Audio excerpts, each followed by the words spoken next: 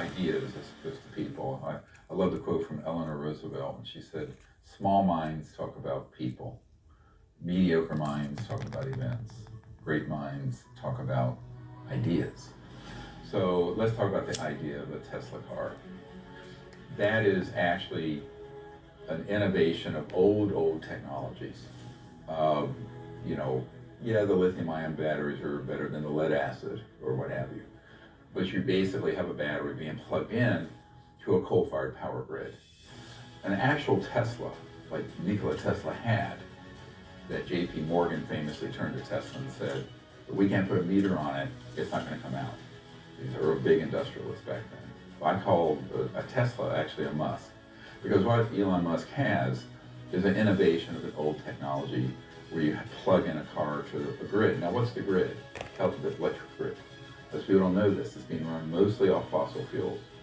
Very small percentage of power comes from renewables. So it feels good. So, that whole paradigm needs to change where we say, where are the big breakthroughs that need to happen? And those have not happened yet because they've been suppressed for alleged national security reasons, but in reality, it's because the national security state is being run by people with big vested industrial powers. The industrial fascists, just like in the 1800s, early 20th century, that same mindset is running the current economy, the current paradigm of technology. So I think if you look at something like SpaceX,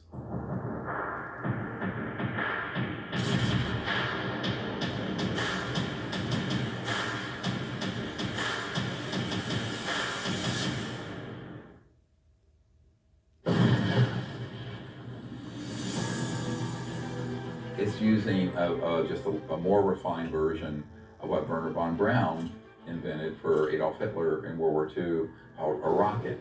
You burn something, calls a propulsion, shoots it up like a Roman candle. It's not an invention. It's not a breakthrough. So all of those technologies look cool because they're repackaged with maybe some computerized systems. But the fundamental energy and propulsion system that's running the system is very old and really isn't going to fix the environmental crisis, or more importantly, or equally importantly, the macroeconomic crisis, where you have 48% of the world's population doesn't have indoor plumbing yet.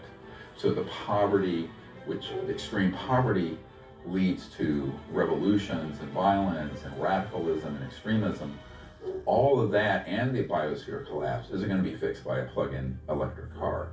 So now I think people like Elon Musk certainly know of these other technologies, but they also know that there have been very fierce and rather nasty things done to people who try to bring them out, up to and including killing them if necessary. I mean, it's suspected that Stan Meyer, who had a car that ran on water using a type of electrolysis, was killed. In fact, right before he collapsed, he says, "I've been poisoned," and collapsed. It's a major breakthrough that will no doubt make motorists happy. And as Ralph Robinson explains, the Pentagon is also showing lots of interest in this project. He has developed what's called a water fuel cell. It has taken the place of his old gas tank. The water fuel cell breaks down water molecules into oxygen and hydrogen. The hydrogen is used to run his dune buggy. I don't care if you use rainwater, well water, city water, ocean water. If you don't have any fresh water, go ahead and use snow. If you don't have any snow available to you, then use salt water because there's no adverse effect to the fuel cell. The Pentagon flew a Lieutenant Colonel in last week to look at Meyer's invention. There's talk of possibly using it in the Star Wars defense program and to run Army tanks. Myers is currently perfecting a water fuel cell for cars. It will cost about $1,500. He says it won't need any maintenance, and you won't have to replace it. And he had other technologies that already had national security orders on them. My group was going to acquire them. It's a very interesting story. It had a toroid, it looked like a donut, that had a national security order on it from the 80s that would run your house. My science advisor and team went to go see this after his heirs made it available for a group to buy. We, at that time, didn't have the resources to get it. An engineering group got it. They were all subsequently assassinated, all of them. except one survived. That was up in Michigan. So people don't realize the kind of things that will be done to maintain the hegemony over a fossil fuel based or nuclear power based and utility based centralized energy generation system that benefits a very small elite. And we're talking hundreds of trillions of dollars. If you add up the value of all the oil, gas, coal, nuclear power, public utilities, etc., it's hundreds of trillions of dollars conservatively. And for that, you run into a big buzzsaw. So I think people, a lot of these industrialists that I've met, or people who are, quote, high tech, I say there is no high tech out there. Our civilization has no high technology yet, except in a classified project. The things that are the fundamental energy and power sources that would run a planet properly. So we're a level 1 civilization, peaceful, not destroying the environment. Those have been viciously suppressed. 400 years. And so, I've often called this the lost century, where there's an entire century of lost evolution, technology, social development, economic development, et cetera, and so on, because of these big, corrupt, fascist industrial interests. And it was like that in the late 1800s, early 20th century, the time of Nikola Tesla, and it's true of that today. That dynamic has not changed. And that's what we have to make. That's the big change that has to happen.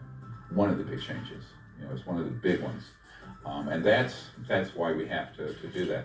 Now, Elon Musk had a partner who co-founded PayPal with him, named Peter Thiel. And he wrote a book, From Zero to One, where he talks about this. And mentions, I think in the book, he talks about that in 1964, you could fly from JFK to Paris in the same amount of time on a jet as you do now. So how is it from 1945 to now? There's nothing? The minds of humanity have come up with nothing? Think about it. Everyone stop for a minute and meditate on that for 1 second. That's just not possible. So this is why a very mainstream group called the Federation of American Scientists put out a research paper in 2010 that said there were over 5,000 patents that had been confiscated under national security orders, many of them dealing with energy. These are big macroeconomic issues where you have a few big powerhouses, multi-trillion-dollar consortia that are wanting to keep the status quo, and then they have the national security state or the patent office be their lackeys, their shills. And so this is a dynamic that I think has to change, and we have a plan to change that.